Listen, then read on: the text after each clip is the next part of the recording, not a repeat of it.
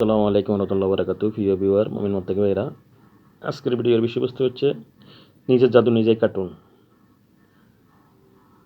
দুই বা তিনটা আমল আছে নিজের জাদু নিজে কাটার। সর্বপ্রথম আপনার হাতকে ছুরি বানায় নেবেন। আল্লাহ দরবারে আপনার বিভিন্ন জাদু কাটার আয়াত আছে, সূরা নাস ফালাক আছে, আয়াতুল কুরসি আছে, এগুলো পাঠ করে ফুঁ দিবেন। হাতকে আল্লাহর কুদরতিভাবে ওমা আকার মাকর আল্লাহ খার মাকিরিন এটা কইলেও হাত চুরি হয়ে যায়। চুরি করে কইবেন, আল্লাহ আমি মজলুম, আমি অসহায়, আমার উপরে ক্ষতি করতেছে, অথবা আমি নিজের ক্ষতিগুলো নিজে কাটতেছি, আপনি তৌফিক দেন এবং আপনি কবুল করেন। এটা কইয়া গলা ফেঁস দিবেন, বুকে টান দিবেন, মাথা টান দিবেন, হাতে যেটুকু আপনার হাত যায় এতটুকু সব জায়গায় টান ফোঁস দিবেন, মানে ছুরি দিয়ে কাটলে যেরকম হয় এরকম কাটতে থাকবেন। আর জাদু কাটার আয়াত পড়তে থাকবেন, বিসমিল্লাহির রহমানির রহিম ওয়ালকি মাফি ইয়ামিনিকা তালকাফু মা সানাবিনা কোনো কাজু সাইর ওয়ালা ইবলু সাইর হাইসিওয়াতা। এইভাবে এটার একবার ফাট করে ফোন দিবেন, তিনবার ফোন দিবেন। এরপরে ফালাম্মাল কাউকালা মুসা মাজিতুম বিস সিহির ইন্নাল্লাহা সাইবতুলহু ইন্নাল্লাহা ইসলু আমলা মুসলিদিন ওয়াহিকুল্লু হাক্কা বি কালিমাতি ওয়ালাউ কারিয়াল মুজরিমুন। এটা সূরা ইউনূসের 81-82 নম্বর আয়াত। এটা ফাট করে তিনবার ফাট করবেন, তিনটা ফুট টান দিবেন চতুর্দিকে পুরো শরীর। এরপরে আপনার পাঠ করবেন সূরা আম্বিয়ার 18 নম্বর আয়াত। এরপরে পাঠ করবেন সূরা আম্বিয়ার 69-70 নম্বর আয়াত। ইয়া নারু কুনি বারদাও ওয়া সালামান আলা ইব্রাহিম। এটা এটা তিনবার ফাট করে টান দিবেন। এরপরে পাঠ করবেন আপনি সূরা যুকরুকের 19 নম্বর আয়াত। বিসমিল্লাহির রহমানির রহিম আবরামু আমরান ফাইন্না মামরুমুন আবরামু আমরান ফাইন্না মামরুমুন। এটাতে 7বার পাঠ করে 7টা টান দিবেন পুরো শরীরে, 7বার পাঠ করে 7টা টান দিবেন, ঠিক আছে। এরপরে আপনি পাঠ করবেন সূরা আনফালের 17 নম্বর আয়াত। এটা তিনবার পাঠ করে 3টা তিন টান দিবেন। তারপরে জাদু করে যত আয়াত আছে সবগুলো পাঠ করবেন, যা জানা নাম নেই পাঠ করবেন। এরপর নাচ ফালা পাঠ করবেন 3বার, নাচ 3বার, ফালা 3বার, এটা টান দিবেন পুরো শরীর। সবগুলো জাদু কেটে যাবে ইনশাল্লাহ। এই এক প্রসেস। 2 নম্বর প্রসেস হলো আপনার ডাইন হাতকে সামনে রাখবেন, আপনার সামনের মুখের সামনে রাখবেন আপনার ডাইন হাত। দুরূদ ইব্রাহিম একবার পাঠ করে ফুঁ দিবেন। আর আগে নিয়ত করবেন, ইন্নামা আমালু বিন্নিয়াত, আগে নিয়ত করবেন আল্লাহ আমি আমার শরীরে যত জাদু বান আছে সব কাটতেছি, আপনি মেহেরবানি করে কবুল করেন, আমাকে সাহায্য করেন। দুরূদ ইব্রাহিম একবার পাঠ করে ফুঁ দিলেন, সূরা ফাতিহা একবার পাঠ করে ফুঁ দিলেন, আয়াতুল কুরসি 7বার পাঠ করে 7টি ফুঁ দিবেন। আয়াতুল কুরসি 7বার করে 7টি ফুঁ দিবেন। সূরা ইউনূসের 81-82 3বার পাঠ করে ফুঁ দিবেন। সূরা তোহার 69-70 3বার পাঠ করে ফুঁ দিবেন। তারপরে সূরা আরাফের 170-122 3বার পাঠ করে ফুঁ দিবেন। সূরা যুকরুকের 19 নম্বর আয়াত 3বার পাঠ করে বা 7বার পাঠ করে 7টি ফুঁ দিবেন হাতের উপরেই। এরপরে সূরা আম্বিয়ার 18 নম্বর আয়াতটি পাঠ করে ফুঁ দিবেন, পাল নাকজু বিল হাক্কি, এটা 3বার পাঠ করে ফুঁ দিবেন। অর্থাৎ জাদু নষ্ট, বান নষ্ট, জাদু বান কাটার আয়াত যত আয়াত আছে সবগুলো আয়াত পাঠ করে 3বার পাঠ করে ফুঁ দিবেন আপনার হাতে, নিজের হাতের উপরে। ফুঁদের সর্বশেষে আপনি আবার দুরূদ শরীফ 3বার পাঠ করে ফুঁ দিবেন। 3বার পাঠ করে দিয়া এটা পুরো শরীরে মাসা করে নেবেন। বাস মনে করেন সব কাটিয়ে দিলাম।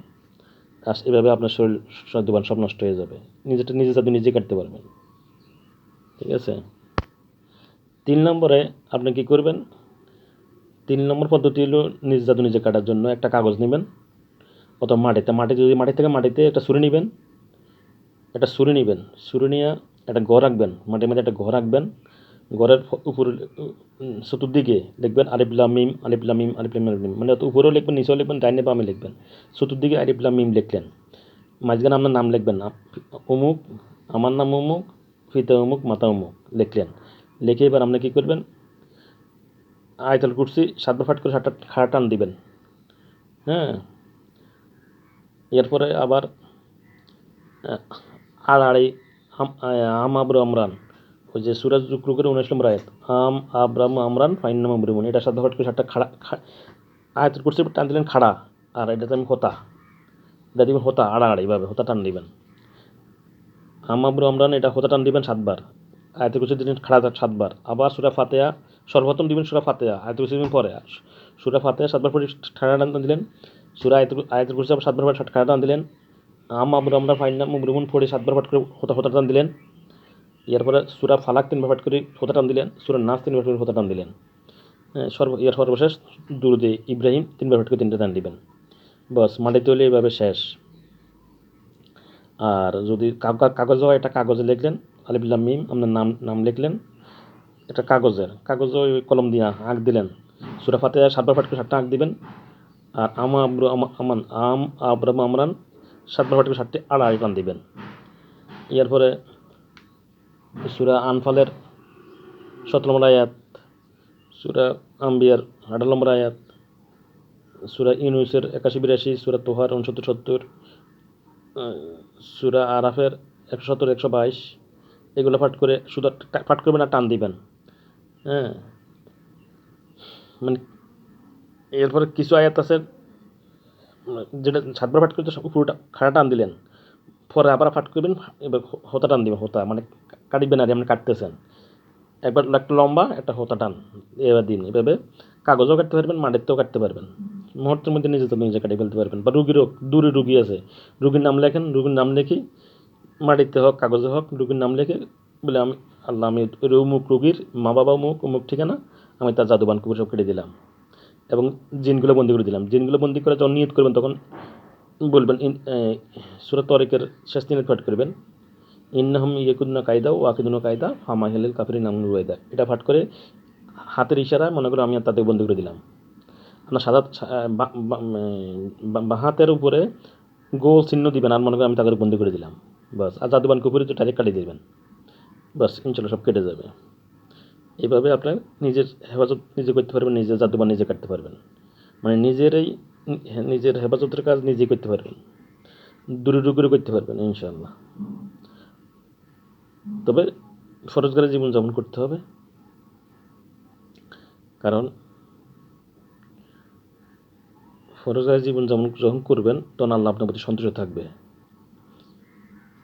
সন্তুষ্ট থাকলে আল্লাহ আপনার দোয়া কবুল করবে, আপনার আমলগুলো কবুল করবে। তা বুঝছেন?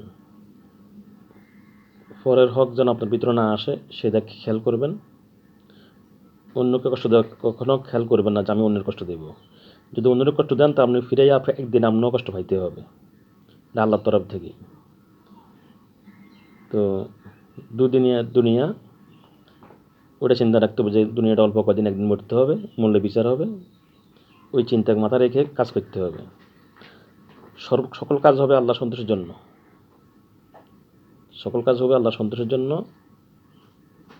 ঠিক আছে? তো এখানে অনেক কিছু বিষয় আছে, স্তর আছে, সবার জ্ঞান সমান না, সবার জ্ঞান এক একজনের জ্ঞান এক এক রকম। তো জ্ঞান অর্জনের শেষ নাই, জ্ঞান অর্জন করতে হবে, আল্লাহকে চিনতে হবে, আল্লাহকে সাথে আল্লাহ দিদার লাভ করতে হবে, আল্লাহ দিদার লাভ করার চেষ্টা করতে হবে।